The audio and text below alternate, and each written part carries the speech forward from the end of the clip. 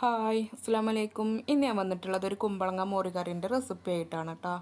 അപ്പോൾ അത് നമുക്ക് എളുപ്പം തന്നെ തയ്യാറാക്കി എടുക്കാൻ പറ്റിയ ഒരു രീതിയിലാണ് ഞാൻ ഉണ്ടാക്കിയെടുത്തിട്ടുള്ളത്. അപ്പോൾ നമുക്കതെങ്ങനെയാണെന്ന് നോക്കിയാലോ. ഞാനിവിടെ കുമ്പളങ്ങ ചെറുതായിട്ട് കട്ട് ചെയ്തിട്ട് എടുത്തിട്ടുണ്ട്. അതിന് നമുക്കിനി ഒരു മൺചട്ടിയിലാണ് കേട്ടോ ഞാൻ വേവിച്ചിട്ട് എടുക്കുന്നത്. അത് മൺചട്ടിയിലേക്ക് ഇട്ട് കൊടുത്തിട്ടുണ്ട്. എന്നിട്ട് ആവശ്യത്തിന് ഉപ്പ് ഇട്ട് കൊടുക്കുക. അതേപോലെ തന്നെ ഒരു 4 സ്പൂൺ മഞ്ഞൾപ്പൊടിയും കൂടെ ഞാൻ ഇട്ട് കൊടുത്തിട്ടുണ്ട് കേട്ടോ. പിന്നെ എരിവിന് ആവശ്യമായിട്ട് ഇതാ ഞാൻ 3 പച്ചമുളകാണ് എടുത്തിട്ടുള്ളത്. ഇനി നമുക്കിത് വേവാനില്ല വെള്ളം കൂടെ ഒഴിച്ച് കൊടുത്തിട്ട് നമുക്കിതൊന്ന് വേവിച്ചിട്ടെടുക്കാം കേട്ടോ. കുക്കറിലാണെന്നുണ്ടെങ്കിൽ ഒരു 3 വിസിലടിക്കണത് വരെ ഒന്ന് വേവിച്ചിട്ട് എടുത്താൽ മതി. അപ്പോൾ അതങ്ങനെ നമുക്കതൊന്ന് വേവിച്ചിട്ടെടുക്കാം. ആ സമയം കൊണ്ട് ഞാനിവിടെ പുളിയാണ് കേട്ടോ എടുത്തിട്ടുള്ളത്. ഇനി നിങ്ങൾക്ക് തൈര് വേണമെന്നുണ്ടെങ്കിൽ അതെടുക്കാം. ഇവിടെ കുറച്ച് പുളി എടുത്തിട്ടുണ്ട്. അതൊന്ന് കുതിരാൻ വേണ്ടിയിട്ട് മാറ്റി വെക്കാം. നമുക്ക് തേങ്ങയൊന്ന് അരച്ചെടുക്കാം. അതിന് ഞാൻ ഒരു തേങ്ങയുടെ പകുതിയാണ് എടുത്തിട്ടുള്ളത്. പിന്നെ ഒരു 3 വെളുത്തുള്ളി, 3 ചെറിയ ഉള്ളി, 1 സ്പൂണ് ചെറിയ ജീരകം കൂടെ ഞാൻ എടുത്തിട്ടുണ്ട്. അത് നമുക്കൊരു മിക്സിയുടെ ജാറിലേക്ക് ഇട്ട് കൊടുത്തിട്ട് ഒന്ന് അടിച്ചെടുക്കാം കേട്ടോ. തേങ്ങ അരയാനുള്ള വെള്ളം മാത്രം ഒഴിച്ചെടുത്തിട്ട് അരച്ചെടുക്കാം കേട്ടോ.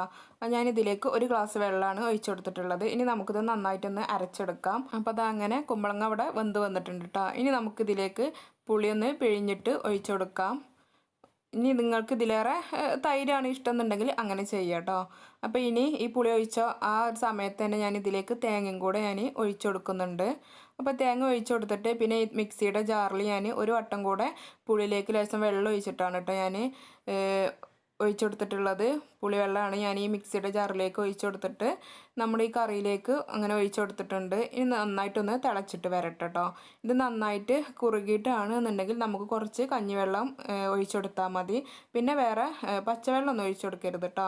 കഞ്ഞിവെള്ളം തന്നെ ഒഴിച്ചു കൊടുക്കാൻ നോക്കുക. അപ്പോൾ അതങ്ങനെ നമ്മുടെ കറി ഒന്ന് തിളച്ച് വന്നിട്ടുണ്ട്. ഇനി നമുക്ക് ഇതിലേക്കൊന്ന് കടുകൊന്ന് വറുത്തിടണം കേട്ടോ.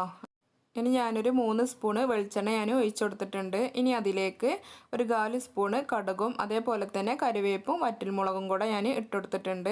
എന്നിട്ട് ഈ കടുകൊക്കെ പൊട്ടി കഴിഞ്ഞാൽ നമുക്ക് ഇനി ഇത് കറിയിലേക്ക് ഒഴിച്ചു കൊടുക്കാം കേട്ടോ. ഈ കറിവേപ്പിൻ്റെ ഇലയൊക്കെ ചെറുതായിട്ടൊന്ന് നിറം മാറിയിട്ട് വേണം ഇതിലേക്ക് ഒഴിച്ചു കൊടുക്കാൻ. അപ്പോൾ അങ്ങനെ ഞാൻ ഈ കറിയിലേക്ക് ഒഴിച്ചു കൊടുത്തിട്ടുണ്ട്. അപ്പോൾ നമുക്ക് ഈ ഒരു കറി എന്ന് പറഞ്ഞാൽ 2-3 ദിവസമൊക്കെ വെക്കാം കേട്ടോ. അത്ര പെട്ടെന്നൊന്നും കേടാവത്തില്ല. അപ്പോൾ അതങ്ങനെ ഈ ഒരു മോരുകറിയുടെ റെസിപ്പി നിങ്ങൾക്ക് ഇഷ്ടപ്പെട്ടാൽ തീർച്ചയായിട്ടും സബ്സ്ക്രൈബ് ചെയ്യണം കേട്ടോ.